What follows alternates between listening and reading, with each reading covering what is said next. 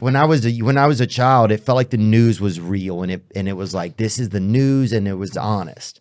I don't know if it was. No. That could have been me romancing it too, but it felt like that. And then at a certain point, which feels like about maybe 10 years ago, the news started to become more different. Did you notice that in your life? Yeah, I did. And I watched it happen because going back to when they invented radio in 1928, they passed a law that was called the Fairness Doctrine. It was called the Communications Act. And they said nobody could monopolize the news. So now there's 5 companies that own all the TV, all the radio, all the newspapers, and most of the internet content providers.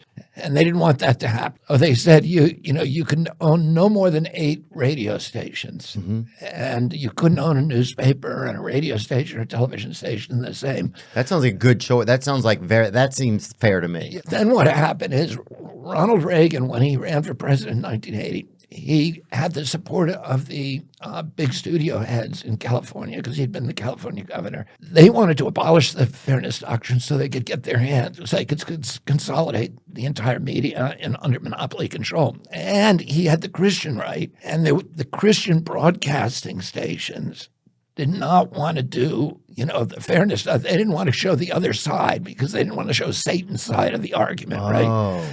So they all wanted to get rid of the Fairness Doctrine. And so Reagan came in and they threw out the Fairness Doctrine. And at that point, you saw this huge consolidation where they started buying up everything.